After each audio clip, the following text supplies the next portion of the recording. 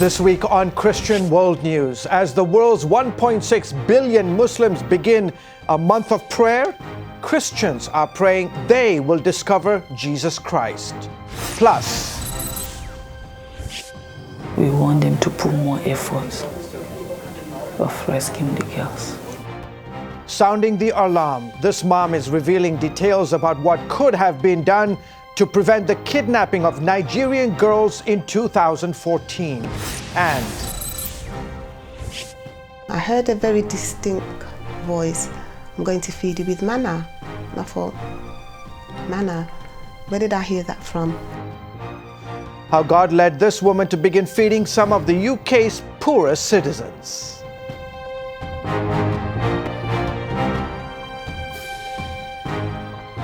Hello everyone, welcome to this week's edition of Christian World News. I'm George Thomas. My colleague Wendy Griffith is on assignment. Muslims around the world began their holy month of Ramadan this week. It's an intense time of prayer and fasting lasting about 30 days.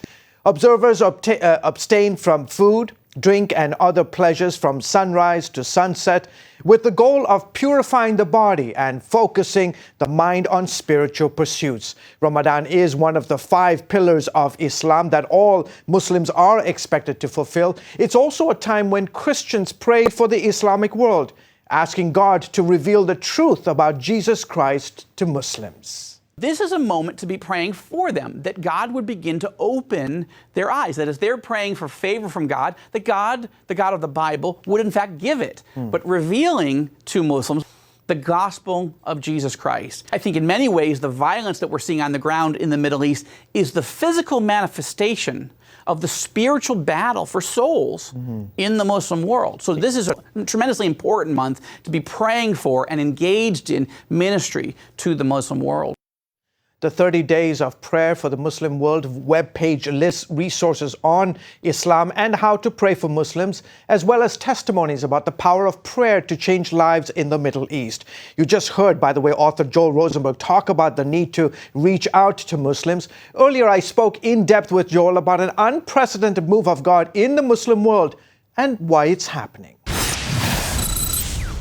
Great to have you on the broadcast. Listen, on your blog, joelrosenberg.com, you referenced that study that shows more Muslims came to Christ between 1960 and 2010 than in any time in history.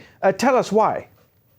Well, it's fascinating, right? We've gone from about fewer than 200,000 Muslim converts to Christianity in 1960 to better than 10 million by 2010. And of course, that was 6 years ago. We believe the trend lines are continuing. Look, a lot has happened in the last 50 years in the Middle East. A lot of revolutions, wars, turmoil, poverty. And I think what's happening, especially in the last 10 or 15 years, is many Muslims are getting deeply uncomfortable with the idea that ISIS or Iran's leadership or Assad are the type of people that represent Islam. And many Muslims are saying, look, if that's Islam, if that's real Islam, I'm out. I'm not comfortable with that.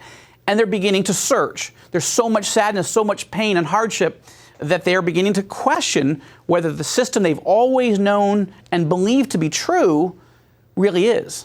And do you speak to that a little bit more? Is there this sense of disillusionment within Islam? Tremendous, yes. And in fact, all throughout the Islamic world for the last several decades, Muslim scholars, people who have not yet converted to Christianity, they're asking what went wrong. The Islamic world was once the pinnacle of military might, of science and technology and culture and art and architecture. And yet now you don't see Nobel Prize winners, Pulitzer Prize winners. You don't see high-tech discoveries. And right, you've got oil, and you've got war, and you've got poverty, and you've got illiteracy. And Muslims are asking, what happened to us? If God is with us, then why are we struggling? And there are different reactions. Some Muslims are saying God is not with us, and we need to become more radicalized and become violent. And commit jihad, holy war, as it were. But others are saying, no, maybe we're wrong. And they're beginning to search satellite television, the internet, radio, and other believers that they're just meeting on the ground, as it were, as well as dreams and visions of Christ. God is using many ways to get the gospel message to Islam over the heads of the clerics and the governments, right at a moment when Muslims are going through this tremendous upheaval and soul searching. Would you also say that, there's also more ministry to the Muslim world than ever before?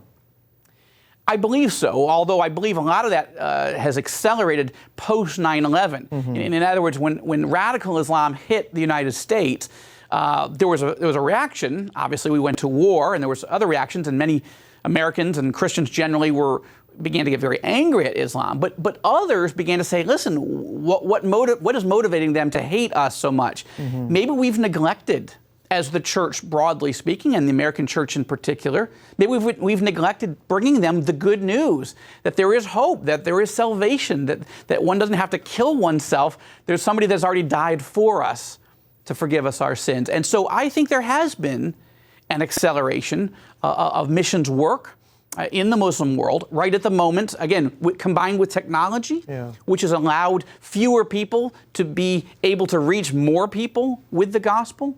I don't think enough people are engaged in Muslim evangelism. I think that's actually still a weakness. But I also believe that God is moving very powerfully, using dreams and visions Muslims are having of the man in white, of Jesus Christ himself. And they are beginning to seek, even when the church is not always willing to preach. And so there's all these things are converging at a moment where I think this is the greatest moment of spiritual openness among Muslims. The data now is starting to come in showing that this what we've all sensed to be true, this tremendous surge of Muslims turning to Christ. But again, remember, 10 million converts, let's say it's twice that, 20 million. In a world of 1.6 billion Muslims, we got a long way to go. So if we're going to fulfill the Great Commission and reach every nation with the gospel, make disciples of every nation, we're going to have to really pick up our game and be much more faithful at preaching and strengthening pastors and ministry leaders in the region so they can reach their people with the gospel. Joel also spoke, by the way, about the intense persecution of Christians in the Muslim world and how it's actually strengthening the church. Log on to cbnnews.com to hear those inspiring insights. Moving on, persecution, by the way, isn't happening only in the Muslim world. This week, Hindu extremists assaulted and tortured 29 Indian Christians for refusing to give up their faith. It is just one example of the 34% increase of violent attacks against Christians in India over the last 3 years. Indian Christians are banned from certain jobs or from giving out Bibles. This week, Indian Prime Minister Narendra Modi visited the United States. Senator James Langford spoke with CBN News about Modi's visit and took the opportunity to highlight India's failure to protect religious minorities. But there are several states as well within India that within their state law also bans conversion. So you can't move from one faith to another. There's persecution that happens in some of those regions, especially in the rural regions. We've seen churches burned. We've seen Muslims that have been killed in several areas. So the violence is real, that is there. They're trying to address it, and I've had some meetings and conversations with their ambassador. Every person in every place we want around the world to have the opportunity to be able to live their faith. And for those of us that come from a Christian worldview, I'm not afraid for other people to be able to practice their faith as long as I'm allowed to be able to practice mine. Christians aren't the only ones facing persecution in India. Followers of the Sikh faith staged a protest on Capitol Hill during Modi's visit. They say he's done nothing to stop the violent persecution of Sikhs. Up next, new details are emerging about the more than 300 Chibok girls kidnapped from Nigeria back in 2014, why the person who was supposed to protect them could have known about the attack. Hello, I'm Terry Newsom. Did you know there are more than 148 million orphans in the world today? 148 million. But it was 3 little girls that taught me about the plight of orphans. 8 years ago, my husband and I spent nearly a month immersed in the daily activities of a Ukrainian orphanage as we waited to adopt 3 sisters. I saw firsthand the utter loneliness, the pain of rejection, and the overwhelming desire to be loved. That experience changed me forever. And out of it grew a ministry from my heart called Orphan's Promise, Today, we're helping orphans and vulnerable children in more than 50 countries worldwide. Thousands of children are now in safe homes. They're being educated, and they're learning life skills. I'm asking you to join with me and become family to these children. Will you call the number on your screen right now? Because every child deserves a chance to be happy. Inside every child is a hero, a leader, a friend to others, someone who helps out, who does the right thing, who dreams of what they can be, but they still need our help. What should I do? What should I say? How should I feel? That's where Superbook comes in. It provides moral and spiritual truths through situations children can relate to, teaching God's Word to the children you love. Join the Superbook DVD Club and receive Superbook's newest episodes as they're available, plus 2 copies to share with others, all for your gift of only $25. Get Superbook today and watch the miracles happen.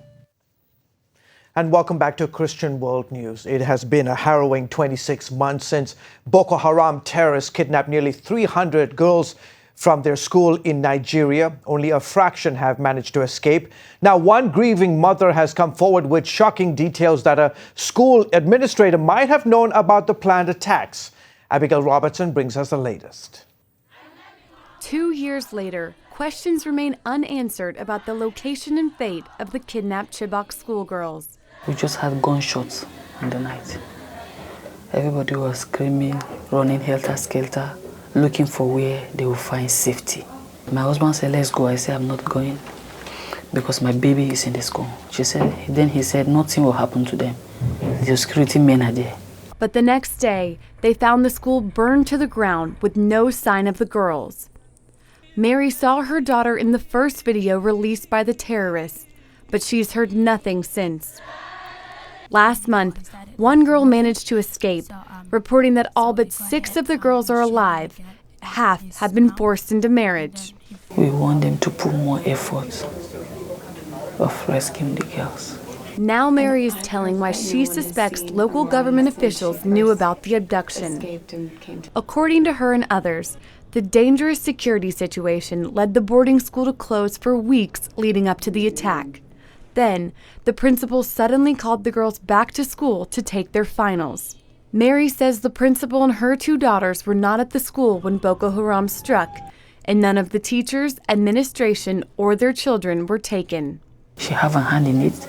She know everything about it. Mary also claims the governor showed his support for the terrorists by rewarding the principal after the attack. To my own understanding, he's their sponsors. If he's not their sponsor, he will fight against terrorism in the Northeast. But he's the one supporting terrorism in the Northeast. Mary continues to trust God that her daughter will return home and prays foreign governments get involved in the efforts to help locate and rescue the remaining girls. Reporting from Washington, Abigail Robertson, CBN News. Thanks, Abigail. A group of modern-day Christian abolitionists are using a world-famous garden to raise awareness on the issue of modern-day slavery. Dale Hurd reports from London. A modern slavery exhibit at the world-famous Chelsea Flower Show in London might seem like a stretch, but it was an idea sent from God in a dream, according to Mirabel Galvin, who is a modern-day Christian abolitionist. He literally spoke to me about slavery in a dream. So then I've been saying, what can I do? How can I best serve in this area? And I also had another dream. I believe in a God who speaks through dreams, and he gave me a dream about doing a garden which spoke about modern slavery. We caught up with Mirabel's designer, Juliette Sargent, as she was working hard to put the finishing touches on the display. I wanted to emphasize the fact that modern slavery is a crime that's hidden. Whereas old slavery was acceptable for one person to own another person. These days it is illegal, so it's a hidden crime behind closed doors. And I thought the easiest way to do that was simply to have some doors in the garden. So there are front doors, typical English front doors standing upright in the garden. And they are brightly coloured with lovely planting around the front of them. But then behind those doors in the centre of the garden, it represents the captive space of modern slaves. So it's dark and there's no plant life. The Modern Slavery Garden is meant to raise awareness that there are 27 million slaves in the world today. The challenge in fighting the modern slavery movement is that it is largely unseen, out of sight and out of mind. So whether people are working in brothels or nail bars, cannabis farms, agricultural, domestic, all these forms of slavery are largely hidden. Mirabel is urging Christians to find out if there is slavery in the supply chain of products they purchase by taking a photo of the product and asking the manufacturer through social media with a hashtag #AskTheQuestion. And obviously one person asking the question isn't a big deal. It's not much pressure on a company. But if 10,000 people are, or a whole army of people are asking the question of a company, is there slavery in your supply chain? Obviously, they're going to have to pay attention. We're happy to report that Mirabel and Juliet's Modern Slavery Garden was awarded a gold medal. Dale Hurd, CBN News, London. Up next, showing love to the least of these. How this woman is helping some of the UK's poorest citizens. God has a plan. God has a future and a destiny for every one of us. We need times of testing. You can't get strong without it. I truly believe angels were there with me. Are you willing to risk your pride and take a step of faith? See true stories of people who overcame impossible odds in victory through life's storms. Available now. God has a plan to do you good, not harm. Hello, I'm Terry Newsom. Did you know there are more than 148 million orphans in the world today? 148 million. But it was 3 little girls that taught me about the plight of orphans. 8 years ago, my husband and I spent nearly a month immersed in the daily activities of a Ukrainian orphanage as we waited to adopt 3 sisters. I saw firsthand the utter loneliness, the pain of rejection, and the overwhelming desire to be loved. That experience changed me forever. And out of it grew a ministry from my heart called Orphans Promise. Today, we're helping orphans and vulnerable children in more than 50 countries worldwide. Thousands of children are now in safe homes. They're being educated and they're learning life skills. I'm asking you to join with me and become family to these children. Will you call the number on your screen right now? Because every child deserves a chance to be happy. Kids, we want them to grow up knowing God's Word. But in today's busy world, sometimes we could use some help. The free Superbook Kids Bible app has fun stuff your kids will love. They'll have a blast learning the Bible, playing great games, watching cool videos, Follow me. discovering heroes in the Bible. They'll have fun while they learn God's Word. The Superbook Kids Bible app, available on iTunes and the Google Play Store. And welcome back. This week, a mother in the UK was given one of her country's highest honours. The Queen made June Rose a member of the Most Excellent Order of the British Empire. So how did this rather ordinary woman reach such extraordinary heights? Well, it started with listening to the voice of God. Wendy Griffith has her story. There was tremendous loss of Former job. British mental health worker turned stay-at-home mom, June Ross, was vacuuming her rug one day in 2004 when something unexpected happened.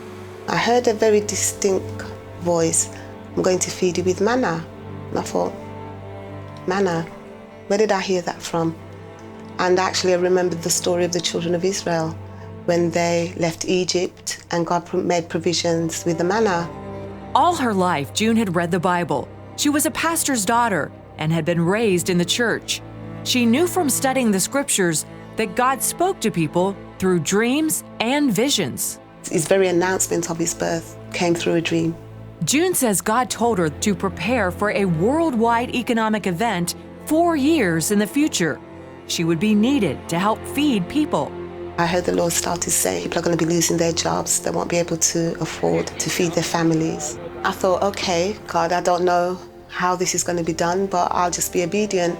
3 weeks later, June had a vivid dream with images of a crown, a purple piece of fabric, and food moving rapidly. I dreamt I was standing in front of a supermarket. This time I had a crown on my head and like a purple robe, and my hands was outstretched. And as I looked in my hands, food was coming out at a very phenomenal rate. I didn't understand that either, but that dream again was very profound.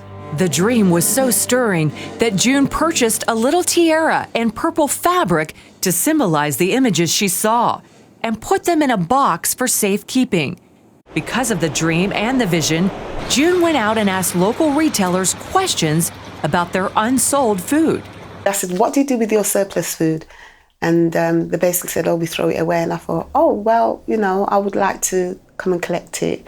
Some volunteers, I can put everything in place, contracts and everything else." And they were fine. It was just amazing. They were very welcoming because obviously retailers don't want to throw away their food. They realize that, it could go to better use. For the next 2 years, June's home became the hub of food distribution to the needy in her local community. It literally started with about maybe 10 volunteers, and it started from my home. I would have volunteers helping me to go to the supermarkets, bringing all these crates. I mean, there was no space in the house. There was crates on the stairs, crates in the kitchen. It was just jam-packed. Soon, June named and registered her charity, Esther Community Enterprise. Word got around, and to the point, it was nearly over 4,000 people in and out, coming into my home.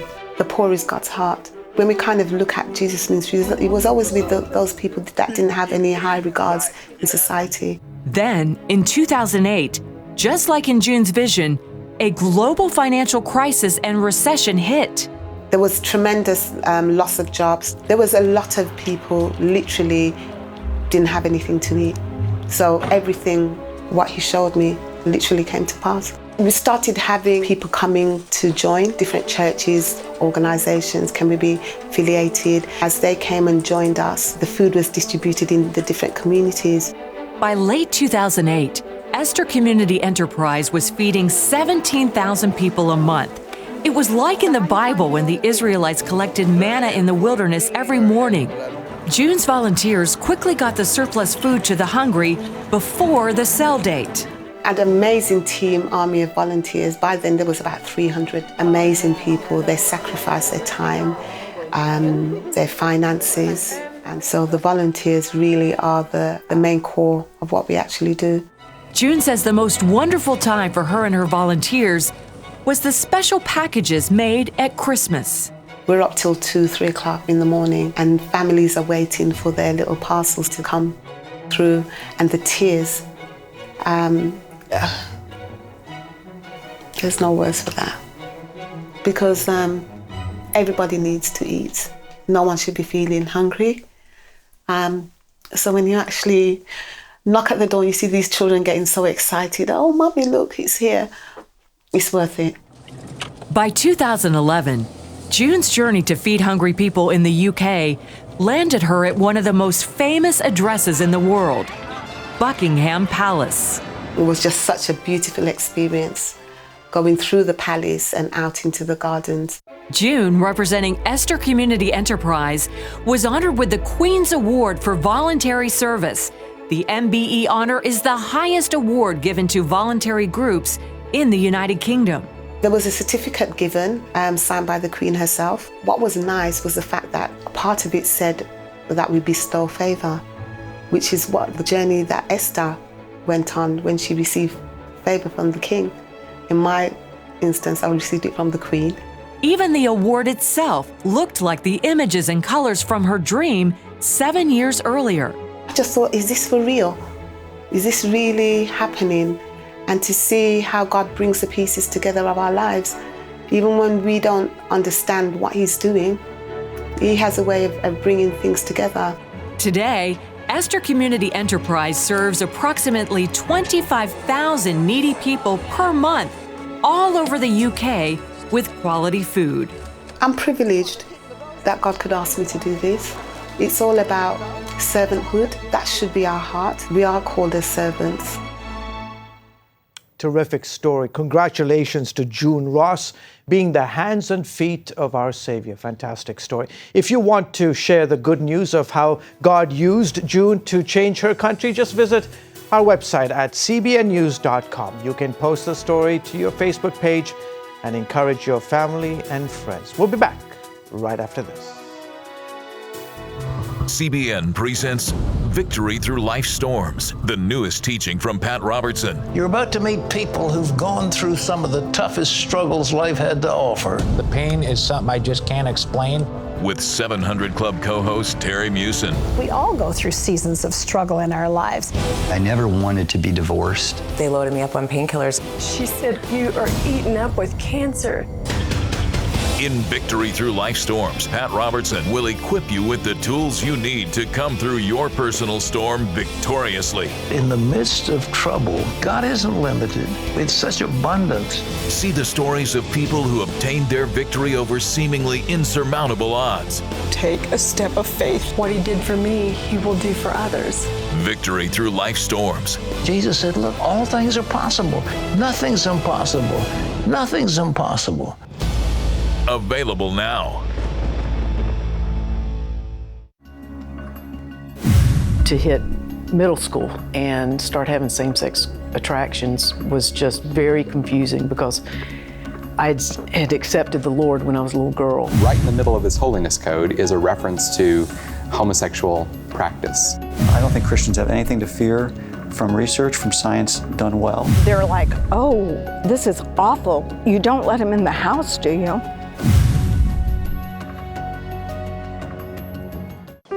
Life. It's meant to be lived fully. Jesus said it. I came to give you life. Life to the fullest. Life in your family. Life in your finances. Life in your body, mind, and spirit. Life in your everyday. At CBN.com, we're taking what Jesus said seriously. We're here to help you discover life. Life. Live it fully. CBN.com. For the first time in 200 years, a team of experts has started renovations on a site that some say was the tomb of Jesus. The project is happening in the Church of the Holy Sepulchre, a site believed to house Christ's empty tomb. Experts hope they can uncover history in the holy place. It is a holy place. There are layers of history, of human constructions and reconstructions around and above the Holy Tomb of Christ. And what we are expecting to do is to document and monitor all these layers of history, which are giving material to scholars from various institutions around the globe. And this is a challenge to everybody. The project is expected to cost about $3.3 million. Well, folks, that is it for this week's edition of Christian World News. I hope you've enjoyed all of our inspiring stories from all of us here. Until next week, goodbye and God bless you.